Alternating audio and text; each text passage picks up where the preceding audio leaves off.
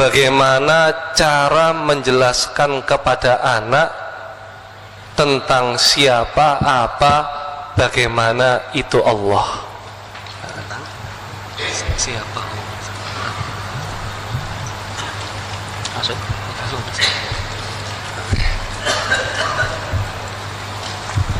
Baik.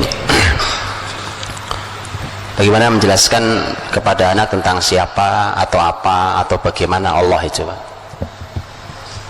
Begini, menyiapkan tentang Allah itu, Bapak Ibu, menjelaskan tentang Allah bukan hanya Allah, menjelaskan hal-hal yang gaib. Yang gaib kan tidak terindra oleh kita, ya kan? Gak bisa kita indra, surga, neraka tidak terindra. Maka tidak ada bahasa yang paling selamat dalam menjelaskan yang seperti ini kecuali dengan menggunakan bahasa Quran dan hadis. Karena tidak ada yang pernah melihat surga, tidak ada yang pernah melihat Allah. Bahkan Nabi Muhammad saja waktu Mi'raj tidak melihat Allah. Karena Nabi Muhammad yang mengatakan nurun anni arah, cahaya, bagaimana aku bisa melihatnya, gitu. Maka dari itu menjelaskannya juga tidak boleh, karena Allah menyebut dirinya dengan laisa kamitslihi syai'. Allah tidak sama dengan semua yang ada, ya.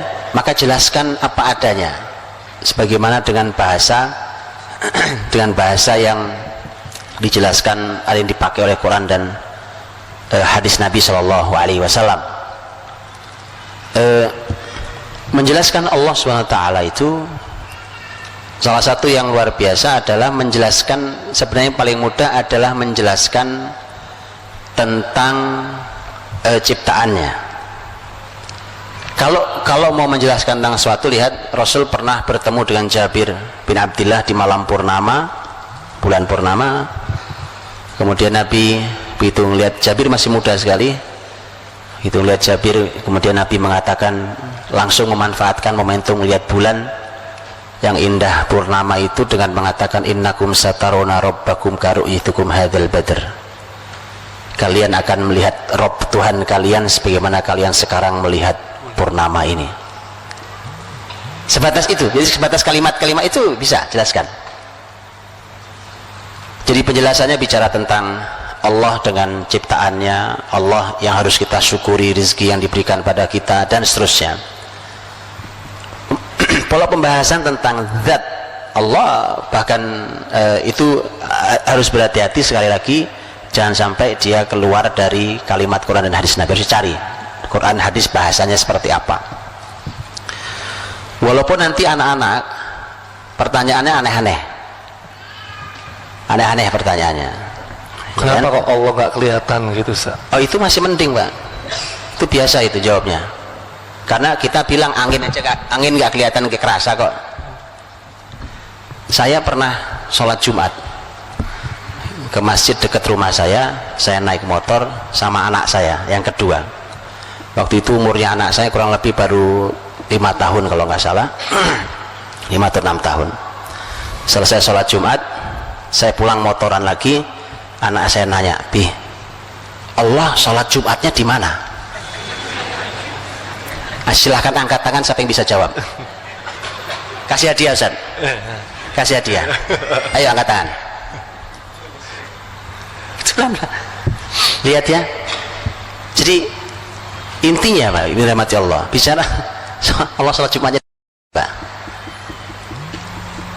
Kita jawab Allah nggak sholat Jumat, salah buat dia kan loh. Kita aja orang soleh sholat Jumat, masa Allah nggak sholat Jumat? Kan bayangkan anak kan begitu kan. Persis sama kayak anak senang banget dengan es krim, nanya di surga ada es krim nggak? Kalau antum jawab ada, antum ngarang. Coba di ayat mana, di hadis mana es krim ada? Betul kan? Kan hal yang gaib tidak boleh dikarang, iya kan? Kalau pohon korma ada dalam hadis Nabi SAW, begitu kan? Pasar, menurut sebuah riwayat pasar ada riwayatnya. Es krim nggak ada. Nggak ada. Jadi kalau antum bilang ada, nak, salah. Kalau antum bilang tidak ada, bahaya buat anak. Betul ya? Males masuk surga. Bahaya anak masuk surga, nggak mau, ya kan? Paham Bapak Ibu? Jadi jawabnya itu memang harus pakai kalimat-kalimat ayat dan kalimat-kalimat hadis. Pahami dulu akar permasalahan yang ditanyakan anak-anak tentang Allah, tentang hal yang gaib. Tadi umpamanya nanya surga neraka, yang masalah es krim, kan itu sebenarnya inti permasalahan es krim yang ditanyakan, dan mobil remote itu kan sebenarnya intinya anak-anak pengen bersenang-senang di surga, betul ya? Jadi ingin senang, karena itu yang dia pahami tentang kesenangan, yang paling dia senangi, maka itu yang ditanyakan. Dia harus mendapat jaminan, saya mau senang-senang loh di surga, masuk ada atau enggak ada. Jadi intinya kesenangan. Berarti masalahnya bukan es krim, masalahnya kesenangan, begitu maksudnya, paham ya? Kalau kesenangan, Quran sudah bicara tentang surga. Contohnya adalah ayat lahum ma yasha'una fiha waladaina mazid. Mereka penghuni surga itu berhak mendapatkan apa saja yang mereka mau. Ini kan maunya es krim sekarang, tapi nggak ada es krim di surga. Maksud saya nggak ada teksnya, tapi Quran jelas memberikan kalimat umum. Mereka akan mendapatkan semua yang mereka mau, bahkan kami punya tambahan lagi, bukan cuma yang kalian mau, lebih dari nikmat lagi. Itu aja sampaikan. Iya nak, begini, kamu nanya es krim ya, gini, Allah itu nanti kalau dari kalian masuk surga, apa yang kalian mau Allah pasti beri, bahkan Allah tambahi lagi yang lain. Salah apa tidak salah kalimatnya? Tidak salah, saya baca ayat, bukan? Masalah anak menafsirkan sendiri tidak dosa dia, Pak. Apalagi dia belum balik, memang ilmunya baru sampai segitu, gak ada masalah. Anak puas dengan, oh kalau gitu ada es krim itu tafsiran dia, bukan kalimat saya. Paham ya?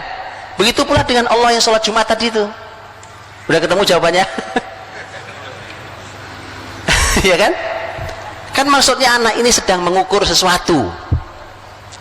Jadi pahami dulu masalahnya. Kayak tadi saya bilang, ini es krim itu masalah kesenangan. Ini masalah sholat ini, Bapak Ibu, kan kita harus memahami sholat itu fungsinya apa sih? Sholat itu kan kita lakukan aqibis sholata li dzikri, dirikanlah sholat untuk mengingat aku, kata Allah. Loh, ini kan sholat malah kita mau mengingat Allah. Dan sholat itu ternyata kan pembahasan tentang sholat, karena itu adalah sholat sebagian dari bentuk syukur kita, karena Nabi Muhammad ketika di dialog dengan Aisyah radhiyallahu anha tentang kaki beliau yang bengkak karena kelamaan sholat malam, kemudian Nabi menjawab, afala akunu abdan syakura. Jadi ternyata sholat itu bukti syukur, karena kita bersyukur nikmat Allah banyak banget, saya sholatnya rajin. Oke, berarti pembahasannya adalah kita harus mendudukkan dulu sholat Jumat kita ini sebenarnya malah bentuk syukur kita pada Allah, karena kita semua dikasih Allah, insya Allah. Jadi karenanya sholat justru kita ini sholat Jumatnya untuk Allah, karena kita diberi Allah kenikmatan yang sangat banyak, diberi kenikmatan yang sangat banyak, kemudian kita sholat untuk Allah Subhanahu Wa Taala, kan? Jadi kemudian kita sholat untuk Allah dan karenanya ini yang harus kita sampaikan ke anak-anak tentang ruh sholat itu. Ketika ruh sholat itu, kita akan diantaranya kita akan tanya umpamanya tentang siapa yang memberi kita ini, siapa yang memberi itu, siapa ini. Jawabannya Allah. Ya sudah, karena sholat itu untuk bersyukur kepada yang ngasih, ya yang sholat kita, bukan Allah, bukan Allah yang sholat. Allah yang ngasih kok, Allah yang ngasih. Karenanya kita sholat ini untuk bersyukur padanya. Jadi jelaskan dengan kalimat-kalimat yang ada di dalam teks Quran dan hadis Nabi SAW. Kalau memang jelas ya dijelaskan, kalau memang bahasa umum ya gunakan dengan bahasa umum seperti itu dalam Quran dan hadis Nabi. Allah alam bisawab.